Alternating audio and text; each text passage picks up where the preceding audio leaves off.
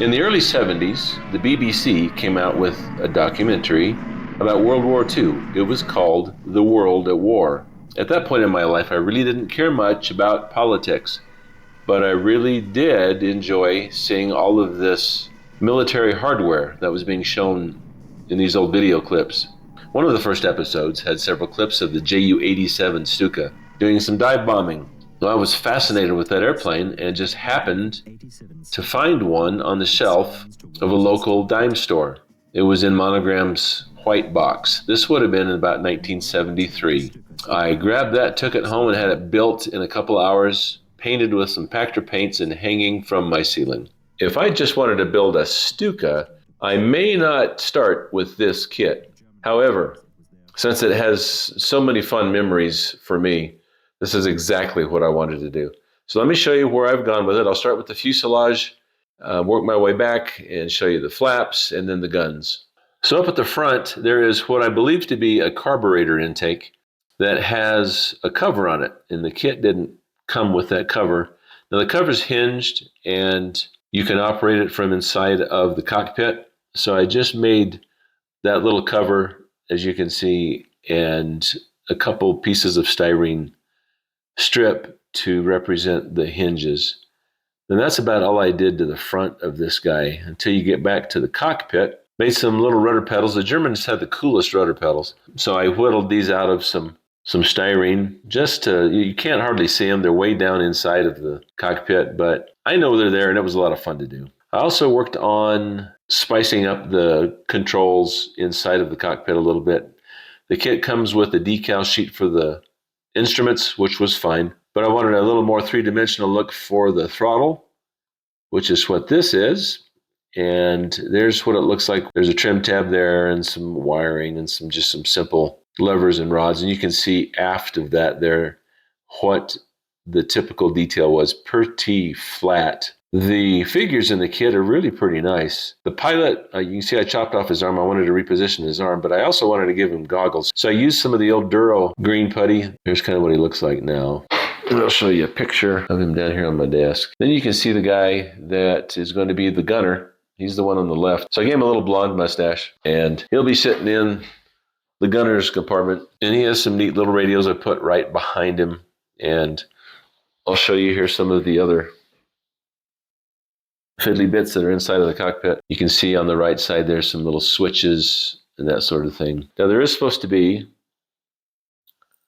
some armor plating right behind the pilot's head and this sort of a roll bar looking thing. It's not a roll bar, but you can kind of see in a lot of pictures that it has this bracing that goes between the pilot and the gunner. And it's going to have some plumbing attached to it, and you can see some of the little lead foil attachment points there on the armor plate. Now the gun is very basic. You can see the pistol grip that I whittled out of a piece of plastic to replace the one you can see next to it there, which is what the kit had on it. I have taken some brass rod for the barrels and carved some muzzle brakes. Trying to give you an idea of what that looks like. Still working on the mount for this guy. It's a lot of little working parts, and I'll see how it turns out when I'm done. Now, I'm not super happy. I've tried a few different things with bent rod, brass rod, and maybe a circle of brass with some stretched sprue in there, trying to make a sight for that set of machine guns in the back. I've made a couple ammo boxes that will go in the back. Now, as we work our way to the tail feathers, to the rudder and elevator, or the empennage as they call it, I wanted to separate the elevator and just give it a little bit of an angle. And that's kind of how she looks right now. The other thing I wanted to do, since the kit's exposed control push rods and clevises were all just a big molded blob, I took some fine brass wire and I had some little pieces of copper from an old photo etch set that I just cut and bent into clevises that I've made both for the elevator, the rudder, and the flaps.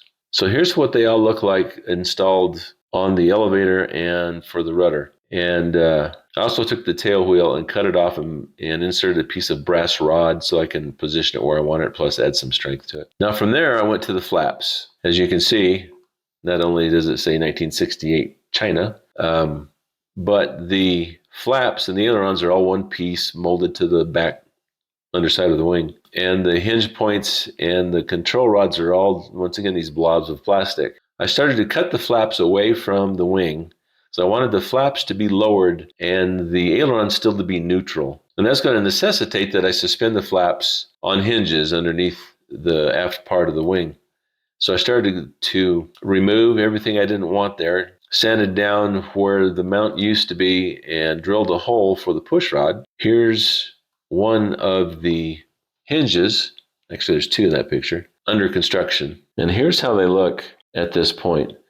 The carpet monster ate my lens cover for the landing light. Happened to have an acrylic rod, so I sliced into it and took out a piece that I thought I could make work. So I measured it as carefully as I could so it would be about the right size, placed it into the position on the wing, and started to whittle away. Now on the back side, I drilled a little bit of a hole so that I could represent the lens inside of the cover. And that's how it looks. I polished it with some very fine sanding cloths, and I think it turned out pretty good. Now, I did have a couple fit issues on the kit. I tried to make the wing joint on the top of the wing to the fuselage as close as I could get it, because that's the part you're going to see most. And it turned out pretty good, but it leaves a considerable step on the bottom of the fuselage. So I just glued on some plastic sheet and then added some epoxy putty and some primer, and we're still working on it, but that fared it in pretty well. Now, one of the fun parts I wanted to have with this Ju-87, since it has the 37 millimeter cannons under the wings, there's all sorts of plumbing and braces and mounts and brackets underneath this thing. The kit is pretty rudimentary, as you might expect. So I started to whittle once again on the kit, started to add a little bit of sheet styrene here and there to replicate the gun from the pictures I had. Here's some little brackets that I made that'll be part of the mounting hardware for the guns. Hollowed out the muzzles to give it a little more scale effect. And here's the plumbing. So it didn't turn out too bad. The brass wire might be a little thick, but definitely an improvement over what I had with the kit. And I'll show you kind of a live picture of what they look like now with more of the brackets added. You can tell since the Stuka has a cranked wing, they call it, that inverted gull, these mounts aren't going to be straight or level or plumb, whatever term you want to use. If you notice left and right there, that especially that aft part, the angle is sloping away there. And that's what you have to mount it on that crooked wing. So it gives you an idea of how the guns are going to look. Now I have all sorts of other little parts that I made in these little boxes that I keep, and danged if I can remember what they are. So that brings up another point. When you're starting a project like this, you're doing a lot of scratch building, and you have little bits and pieces that you're making, keep a little diary, draw some pictures. That's usually what I do, is I'll draw a picture of the little things that I make, and then I'll make a description of them so I know where the heck they're going to go, because don't have any idea on most of this. Oh, there's one other thing I wanted to show you. In the windscreen, this turned out pretty good. I was kind of afraid of how it would look, but if you look at inside this windscreen, there's a couple little grab handles. Isn't that cool? Just the fun you can have when you put your mind to it. Gang, that's about it. I have to do a lot of repair on this guy once we get moved, and okay, the tail was going to fall off when I pick it up. But if you can see down underneath the wing here, all my little push me pull use, all the control rods are missing. There's a clevis still stuck there, but my brass is gone. And over here, I'm missing the control rods altogether.